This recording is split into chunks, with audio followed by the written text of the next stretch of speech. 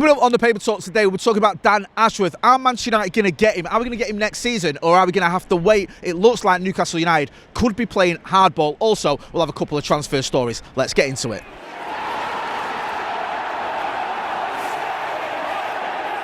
Jay here for Stretford, Paddock. This is the Paper Talk. As you can see, I'm outside Old Trafford and it's mild, it's a little bit windy, so you might want to put your parkers on because it was spitting earlier. It's spitting, get them in. Loads of stories to get through this morning, so we'll crack on. Make sure though, before we get into all that, you are hitting like, share and subscribe. Subscribe to the channel. We want to get to 750,000 subscribers by the end of the season, and with your support, we can get there. A lot of the stories this morning are focusing on Dan Ashworth. Yes, it's all about the Ashworth coming from Newcastle. Is he going to come next week? Are we going to have to pay compensation?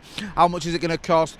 Are they going to put him on gardening leave? All that jazz. So we'll get to that in a minute. A couple of other little stories though I want to get through first. Harry Maguire, there was a quote from Harry Maguire in a recent interview, just him talking about the sort of the Ineos revolution and the meeting with Sir Jim Ratcliffe, and he said words to the effect that the players came out of the meeting with Sir Jim Ratcliffe impressed, they felt motivated, ready to fight for the badge, to fight for the club and to stay on this journey, which I quite liked. I mean, listen, I don't expect him to come out and say, yeah, we met the new part owner and I didn't really like him, I was unimpressed with him, I think he's a bit of an idiot, but it sounds like there is a lot of positive vibes around Sir Jim Ratcliffe coming from all angles. A lot of the fans are impressed with the way he's gone about his business. The club in general seems to be moving in the right direction, and now we're seeing that the players too sort of waxing lyrical about him, which is what you want to hear. We want a bit of positivity at Manchester United when it comes to one of our owners, because we haven't had it with the other owners ever since they arrived in 2005. Other story as well doing the rounds is about Jay Neves.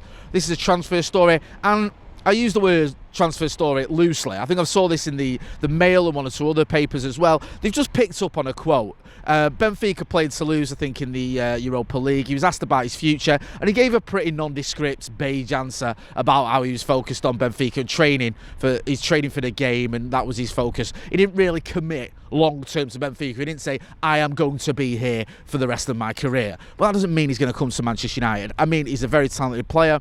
He has a buyout clause of around 103 million euros, I think it is, or it might be pounds, I have to double check. But it's a hefty fee. Is that fitting in with what Ineos and Sir Jim Ratcliffe and this new regime are all about? I'm not so sure, but one to keep an eye out. Obviously very talented young player. I think he's got about 3 caps for Portugal.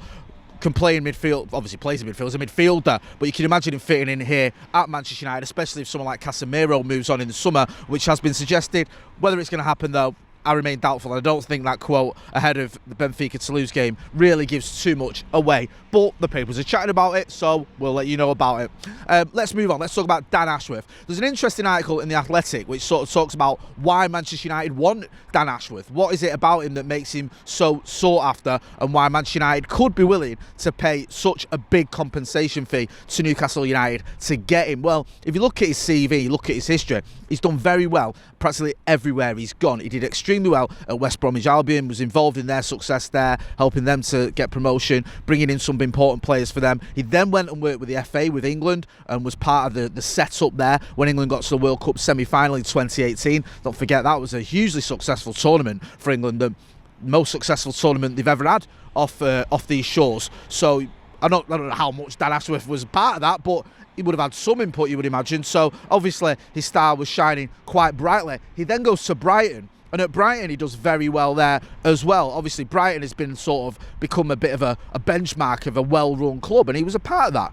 Look at some of the transfers he was involved in. I think the Moses Caicedo transfer, I think the Alex McAllister transfer as well. Those are transfers where Brighton had to sort of look for a sort of hidden gem, if you will, one they could afford, one whose wages they could afford, brought them in, had success with them, and then moved them on for bigger fees. So you can look at that and go, okay, he's done well where he's gone. He then goes to Newcastle, where Newcastle, under the sort of the Saudi ownership, are obviously a lot different than the likes of West Bromwich Albion and Brighton, but they have made a lot of good transfers as well. And look at some of them that he's been involved with. I think he was involved in the Alexander Isak transfer, which is one that you can look at and go, that was a really good deal. And also Nick Pope too. I think the Nick Pope signing from Burnley, I mean, people go, it was a bit of a no-brainer. It was a good deal, that. Was it 10 million or something that Newcastle paid for Nick Pope?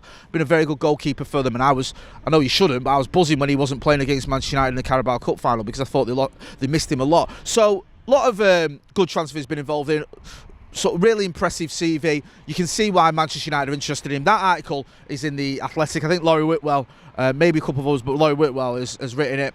Go and check that out if you can, and it sort of gives you the reasons why Manchester United want him, what he's about, what his role will be at the club as well. There was a quote from him, I think a little while ago, where, and I'm paraphrasing this, so forgive me, where he spoke about his role as sort of technical director, sporting director, as being in the centre of a wheel, and all these different people, these different departments are on the edge of the wheel. He's in the middle, and he's got to sort of liaise with all these different departments and make sure they're all sort of connected, if that makes any sense whatsoever. I kind of get what he's on about. So yeah, they're the reasons we want him. Are we going to get him? Well, there's various reports here. There's a report in the Mail that says Manchester United could get him as early as next week, could make the move to get him next week. I think this is there's a few journalists who've written this. Is one of those articles where it's got like 3 different writers. Always makes me laugh that, you know, Woodward and Bernstein were 2 writers who brought down the US president, but it seems to take 4 writers to tell you about Dan Ashworth or whatever it is. Anyway, I digress. Yeah, so they're saying that he could be coming in next week. However, I think it's Luke Edwards in the Telegraph saying that Newcastle could play hardball here. They could ask for him to go on gardening leave. Now, I believe he went on gardening leave when he went from Brighton to Newcastle. There was a little bit of a gap there before you couldn't go straight into the job. Now, if Newcastle do play hardball, they say, we're looking at your contract. United could end up waiting up to a year to get him in. That's unlikely though, and I think what may happen and what a lot of papers are reporting is United is just going to throw a load of dough at Newcastle United to get Dan Ashworth in sooner rather than later. I think Newcastle could say, look, we want a lot of compensation for this guy. He's our guy. If you want him, you're going to have to pay the big bucks. And if we have to pay, and I think one of the figures being mooted is around 10 million quid, that might sound a lot for someone who is technically an administrator, but he could be as important a signing as anyone this summer. Now, that sounds melodramatic. You go, come on, Jay. He's not going to be as important as we get a midfielder or a defender, whatever. But he could be. If this is someone who comes in and he helps get the signings in like he has done at the likes of West Brom, Newcastle and Brighton, and he helps Manchester United move forward in a way that we haven't been doing under the Glazers, then yeah, he could be vital. And if it costs 10 million quid, then why not? Look at some of the money we've spent on other transfers. We spend 8 times that on players who haven't even worked out. So I'm not too fussed if we have to spend a little bit of dough to get in the right people. It sounds like Ineos are making the sort of moves you want to see them make.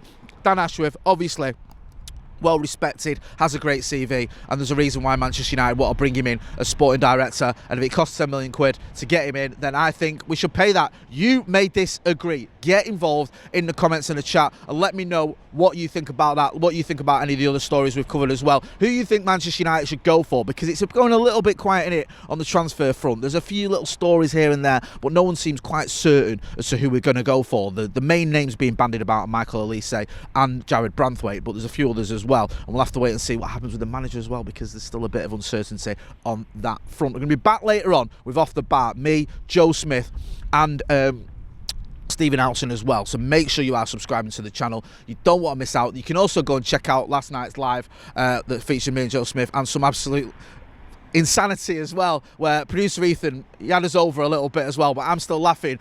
Corn on the cob, butter him up. If you know, you know. This has been the Paper Talk. I've been Jay Motty. Thanks for watching.